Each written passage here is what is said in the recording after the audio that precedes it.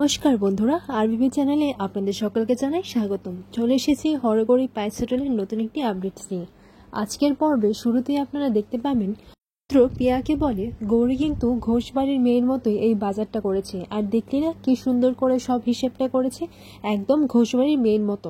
এরপর পিয়া বলে, রুদ্র তুই আমাকে আগে বলতিস তো যে এটা একটা পরীক্ষা। তখন রুদ্র বলে, কেন আগে বললে তুই কি করতিস শুনি। বাজার করাটা নাও একটা ট্যালেন্ট, বুঝেছিস? আর সেই ট্যালেন্টটা না এক দুদিন শিখে আসে না, এটা গৌরী পেরেছে। আর তুই যেভাবে কলা কত কেজি করে আর ঢেঁড়স কত ডজন করে বললি, আর যাই হোক তুই বাজার করতে আর কখনোই পারবি না। এইদিকে দেখা যায় ভাস্কর হরগৌরী পাইস হোটেলের ভাজা মশলা নিয়ে তৈরি আছে, আর কি করে সে পিয়াকে দেবে সেটাই বুঝতে পারছিল না। আর পিয়া ওইদিকে ভাবছে যে এই ভাস্কর কাকাটা কোথায় গেল, ভাজা মশলা নিয়ে তো এখনো আসছে না। তখন রুদ্র বলে, কি রে চল, আর কি কিছু করবি? তখন পিয়া বলে, না না আচ্ছা ঠিক আছে চল। পিয়া বলে, বাপরে বাপ এত ভারী হয়ে গেল ব্যাগটা। প্রভাকর মনে মনে বলে, যাও ধীমা তুমি যাও, আমি আসছি। আর এভাবে আড়াল থেকে দূর থেকে তোমাকে আমি সাহায্য করতে পারবো না, এবার আমি তোমার পাশে থেকে তোমার সাহায্য করব। অন্যদিকে দেখা যায় পিয়াকে সে ভাজা মশলাটা দেবার জন্য ভাস্কর গৌরী আর পিয়ার সামনে চলে যায়। ভাজা মশলাটা দেবার জন্য ভাস্কর পিয়ার কাছে ঘেঁষে চলে যায়, আর তখনই গৌরী দেখে নেয় যে এই আপনি ওকে ধাক্কা দিয়েছেন কেন। আর তখনই ভাস্কর বলে, এ কি এখনই দেখতে হলো। এরপর গৌরী ভাস্করের পিছু নিলে ভাস্কর পালিয়ে চলে যায়। এইদিকে পিয়া পড়ে যাবার নাটক করে। তখন গৌরী যদি পিয়াকে জিজ্ঞাসা করে, কি রে ওই লোকটা তোকে ধাক্কা দিল আর তুই বুঝতে পারলি না, শয়তান লোকটাকে তুই কিছু বললি না? তখন পিয়া বলে, আরে কোথায় আমাকে ধাক্কা দিয়েছে, কেউ আমাকে ধাক্কা দেয়নি। এরপর রুদ্র এসে বলে, কি রে দি তুই আবার এখানে কি শুরু করেছিস? তখন পিয়া বলে, আমি না রে, তোর বউ শুরু করেছে, দেখ না আমাকে ধাক্কা দিয়ে মাটিতে ফেলে দিয়েছে। এরপর গৌরী মনে মনে এটাই ভাবতে লাগে যে পিয়া হঠাৎ করে মিথ্যে কথা বলছে কেন, আমি তো স্পষ্ট দেখেছি ওই লোকটা ওকে ধাক্কা দিয়েছে, ও কি লুকাতে চাইছে। আর এদিকে প্রভাকরও দেখতে পায় যে কেউ একটা লোক তো ছিল, কিন্তু কে ছিল সেটা দেখতে পারে না। এরপর ভাস্কর তার মুখ থেকে কাপড়টা সরালে প্রভাকর দেখতে পায় যে সেটা হচ্ছে ভাস্কর। পরের মুহূর্তে দেখা যায় রুদ্র মা ঠাম্মি আর রুষাকে নিয়ে রুদ্ররা বাড়িতে ফিরল। তার বাজার করা দেখে ঠাম্মি বলে, ও মা এইসব তুই বাজার করেছিস? আর এইদিকে গৌরীর নজরটা হঠাৎ করে উনুনের দিকে যায়। এরপর গৌরী দেখতে পায় যে তার উনুনটা ভাঙা আছে। গৌরী বলে, ও মা এটা কি করে হলো, কে ভাঙলো এই উনুনটা? এটা দেখে সবাই উনুনের কাছে চলে যায়। এরপর গিয়ে দেখে যে হ্যাঁ সত্যি উনুনটা ভাঙা আছে। এরপর পিয়া মনে মনে ভাবতে লাগে যে আমি তো ভাস্কর কাকাকে এরকম কিছু করতে বলিনি, তাহলে এই উনুনটা কে ভেঙে দিয়ে গেল, আর কেই বা এটা করে আমার সাহায্য করেছে। এরপর হঠাৎ রুষাকে দেখতে পায় যে সে হাসছে। তখন পিয়া মনে মনে এটাই বুঝে যায়, ও তার মানে রুষা এই কাজটা করেছে। ওর গৌরী বলে, এবার কি হবে, উনুনটা এভাবে কে ভাঙলো? এইদিকে রুষা হাসতে হাসতে তার কীর্তিকাণ্ড মনে করতে লাগে। দেখা যায় যে রুষা একেবারেতে এসে রুষা উনুনের পাশে গিয়ে এটাই বলতে লাগে, যবে থেকে ভাইয়ের সাথে এই গৌরী মেয়েটার বিয়ে হয়েছে তারপর থেকে তো ভাইয়ের কাছ থেকে আমি কোনো টাকা গিফট আদায় করতেই পারছি না। আমি ওদের বিয়েটা মেনে নিই তো ভাই আমাকে এই গৌরীর পক্ষ নিয়ে আমাকে সবসময় অপমান করে যায়। আর যখন এই উনুনটাই থাকবে না তাহলে ও রান্নাও করতে পারবে না। এই বলে রুষা সে উনুনটা নষ্ট করে দেয়। এরপর এদিকে রুদ্র এটাই ভাবতে লাগে যে বাড়িতে তো কেউ ছিল না। আর রুদ্র মাকে জিজ্ঞাসা করে, আচ্ছা তুমি ঠাম্মি আর দিদি তোমরা তো মন্দিরে গিয়েছিলে? তখন মা বলে, হ্যাঁ। মনে মনে এটাই ভাবতে লাগে যে ভাস্কর কাকা তো এই বাড়িতে এসে আবার এই উনুনটা ভেঙে আবার দরজাটা লাগিয়ে যাওয়া এটা তো সম্ভব নয়। তাহলে নিশ্চয়ই বাড়ির কেউই এই কাজটা করেছে, যার কাছে বাড়ির চাবি আছে। এবার গৌরী বলে, এবার কি করে রান্নাটা করব? তখন ঠাম্মি বলে, তোমাকে করতেই হবে, এখন তুমি বোঝো এটা হচ্ছে তোমার কাজ। আর কালকে তো আমার দিদি ভাই উনুনটা বানানোর সময় পায়নি, আজকেও তাই হবে, আজকে তুমি সময় পাবে না। তুমি যদি পারো তাহলে তুমি 2 ঘন্টার মধ্যে এই কাজটা সেরে নাও। রুদ্র পাশেই একটা শিক দেখতে পায় এবং সেটা দেখে রুদ্র সবার সামনে বলে, এই উনুনটা কেউ ইচ্ছে করেই ভেঙেছে, আর এটা তো আমাদের সামনে স্পষ্ট হয়ে গেছে, কিন্তু কে এই কাজটা করেছে সেটাই জানতে বাকি রয়েছে। এরপর রুদ্র মনে মনে এটা বলে, কে এটা কেন করেছে সেটা তো আমি জানি, কিন্তু কে করেছে সেটাই আমাকে খুঁজে বার করতে হবে। আর এই বাড়ি থেকে নিশ্চয়ই পিয়াকে কেউ একটা সাহায্য করছে এই কম্পিটিশনটা যেন ও জিততে পারে। ওর ঠাম্মি বলে, কিরে রুদ্র তুই কিছু বল। তখন রুদ্র বলে, হ্যাঁ আজকে পরীক্ষা হবে, আজকে পরীক্ষার সময়টাও 2 ঘন্টাই থাকবে। তখন পিয়া বলে, তাহলে ঠিক আছে আমরা রান্নাটা করা শুরু করে দিই। তখন রুদ্র বলে, আজকে হরগৌরী পায়েস হোটেলের ভাজা মশলাটা সবাই তৈরি করতে হবে। তোদের দুজনকেই হরগৌরী পায়েস হোটেলের মতোই সেই ভাজা মশলাটা বানাতে হবে। 11টা বাজতে তো এখন অনেকটা সময়, তাই ও আগে উনুনটা ঠিক করে নিক, তারপর না হয় সব রান্নাটা 11টা বাজতে শুরু করে দেবে। এরপর পিয়া বলে, কেন রে রুদ্র? ঠাম্মি, কালকে আমি যখন সময় চাইলাম তখন তো আমাকে সময় দিল না, আজকে ওর বউয়ের সময় কম পড়বে আর ও নিয়ম বদলে দিল।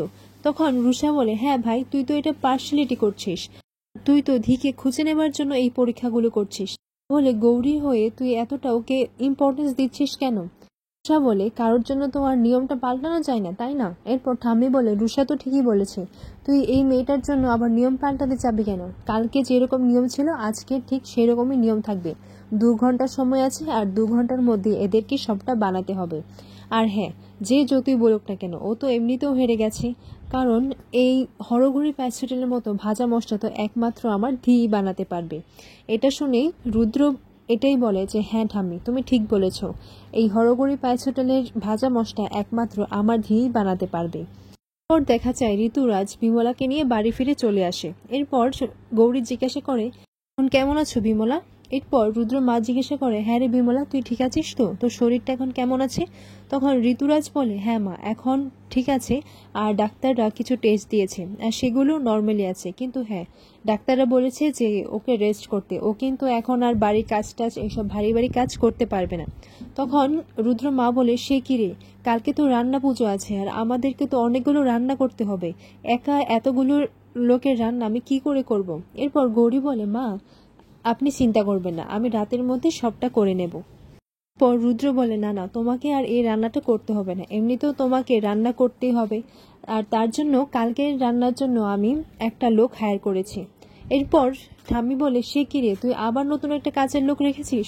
সে তো বুঝবেই না, আর কার জন্য কি রান্না করতে হবে সে কি বুঝবে? এরপর রুদ্র বলে, সেই সব তুমি চিন্তা করো না, সবটাই হয়ে যাবে। এরপর দেখা যায় যে সেই রান্নার লোকটা এসে গেছে। রান্নার লোকটা এসেই লম্বা হয়ে মাটিতে পড়ে অন্নপূর্ণা দেবীকে সে প্রণাম করে বলে, মা জননী, আমি এসে গেছি। এরপর এই লোকটাকে দেখে অন্নপূর্ণা দেবী বলে, কে এই লোকটা? বলে, এই তো সেই লোক। এরপর দেখা যায় যে প্রভাকর নতুন রূপে এখানে আসে এবং এখানে এসে বলে, ও মা, এই উনুন তো ভাঙা, এটা কে ভেঙেছে? এরপর ঠাম্মি বলে, এখানে তোমাকে রান্না করতে হবে না, তুমি রান্নাঘরে গিয়ে রান্না করবে। পর প্রভাকর বলে, এত খোলা রান্নাঘর, আমার তো রান্না করতে লজ্জা লাগে, একটা কাজ করবেন, পর্দা লাগিয়ে দেবেন, না হলে কেউ যদি আমার রেসিপি চুরি করে নেয়। ঠাম্মি বলে, হ্যাঁ, কোথা থেকে এলো না রান্না করতে, ওনার রেসিপি নাকি চুরি করতে আসবে কেউ?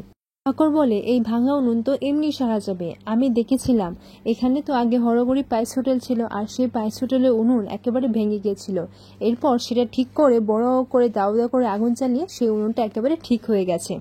তখন ঠাম্মি বলে, আচ্ছা তুমি না শঙ্কর ঘোষের হাত থেকে রান্নাটা শিখেছ?